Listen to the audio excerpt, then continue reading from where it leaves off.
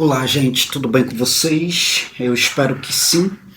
Bom, vindo aqui no canal Só Psicanálise para fazer a retomada da playlist que faz referência às elucidações que são voltadas aí para as mulheres histéricas, as mulheres que têm aí a sua personalidade fundada em uma estrutura histérica.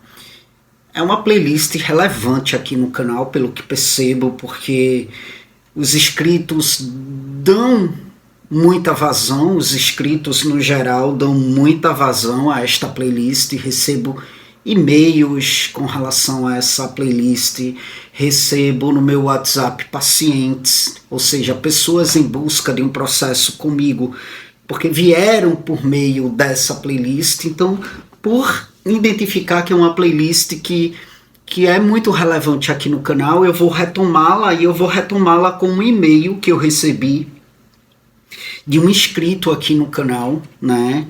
Uma mulher, na verdade, fazendo críticas à questão da histeria, né? Falando que a psicanálise é muito atrasada, ainda faz uso desses termos que são termos pejorativos, no que diz respeito a trazê-lo para fazer referência a uma mulher. Então eu queria começar esse vídeo com base nesse e-mail que eu recebi uma vez de uma seguidora, de uma inscrita aqui no canal. Na verdade eu não sei nem se ela é inscrita, mas enfim, não importa. Bom, gente, eu queria conversar com vocês sobre isso, né? Veja bem, a história da histeria é muito fundamental para a psicanálise. É um dos marcos aí mais fundamentais no que diz respeito à psicanálise. E está intimamente ligada à construção das primeiras teorias de Freud. Então, ao longo do tempo, o termo histeria ele passou a ser deturpado. Mas, pelo menos no âmbito da psicanálise, é um termo muito importante que a gente respeita muito, que a gente não trata no teor pejorativo da coisa, como o senso comum trata. Então, assim, ao longo do tempo, esse termo ele passou sim a ser deturpado, ele passou a ser utilizado de um modo pejorativo, especialmente sim no contexto feminino. Por quê? Porque passou a ser um termo utilizado para de fato designar comportamentos que são considerados excessivos por parte das mulheres, comportamentos irracionais, comportamentos descontrolados. E aí, hoje em dia, o senso comum usa de fato, de modo muito superficial e reducionista, né? Mas essa forma de uso ignora a complexidade do fenômeno, não apenas em seu aspecto clínico, mas de fato no que diz respeito às suas implicações culturais e sociais. Então vejam, historicamente, a histeria ela foi uma das condições que mais desafiou as abordagens médicas tradicionais.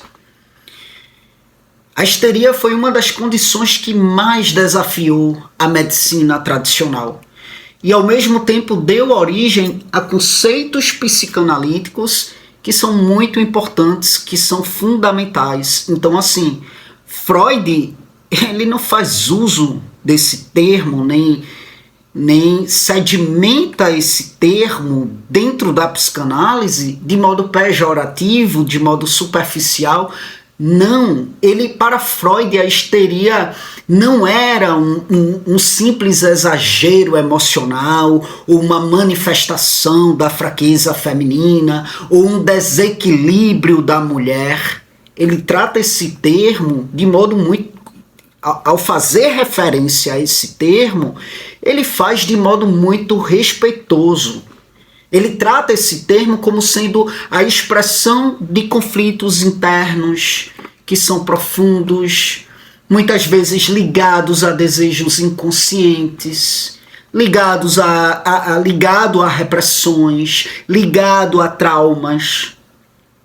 Então a histeria vai se manifestar de diversas formas incluindo aí sintomas físicos, que não tem explicação orgânica para tal, o que acaba indicando sim a presença de um sofrimento psíquico que acaba sendo expressado de maneira sintomática, de maneira somática.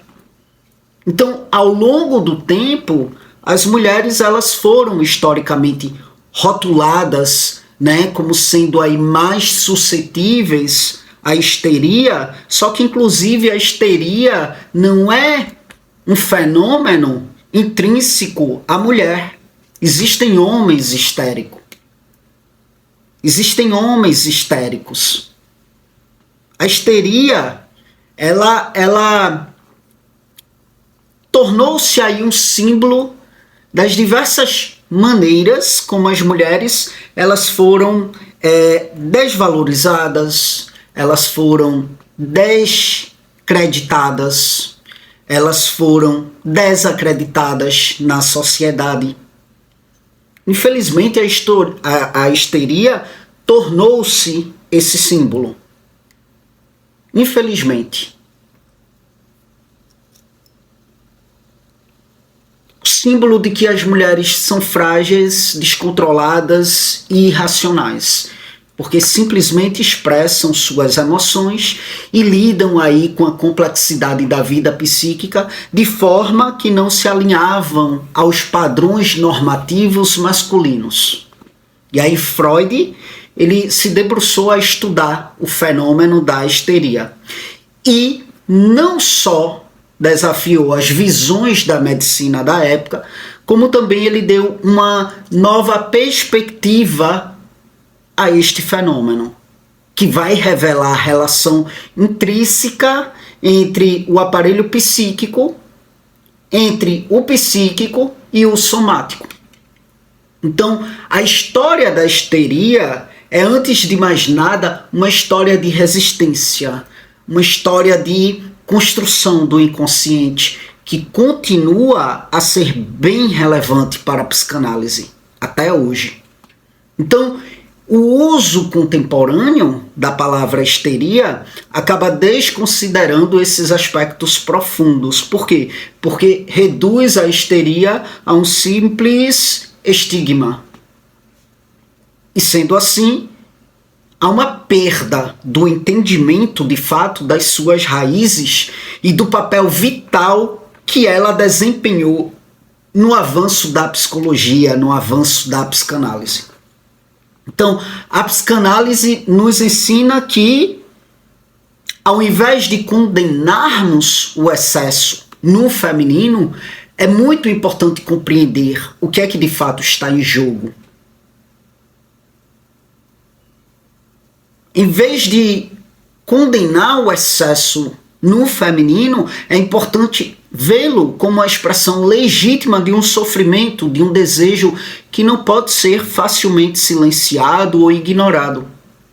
Então, não estamos diante de uma condição do que há de ser o ridículo ou de excessos superficiais, insignificantes. É importante reconhecer a histeria como uma pista para complexos dinâmicos psíquicos que ainda muitas vezes são invisíveis, são incompreendidos. E sim, existe até hoje. A histeria existe até hoje. E o verdadeiro desafio mesmo da psicanálise não é apenas curar sintomas histéricos, é escutar, é interpretar as manifestações do inconsciente que se mostram em sua complexidade, nas mais variadas formas de expressão e até de excesso mesmo. Então, gente, a história da histeria, ela deve ser, sim, tratada com respeito e com o respeito que ela merece. E quando eu falo aqui da histeria, eu falo da histeria com muito respeito. Basta vir aqui no comentário em destaque, na plataforma do YouTube, clica aí no link, você vai ter o acesso aos vídeos onde eu falo de histeria e vocês vão poder visualizar e escutar e assistir e entender o quão que eu trato desse assunto de modo muito respeitoso para com as mulheres, não como um estigma. Eu não trato como um estigma.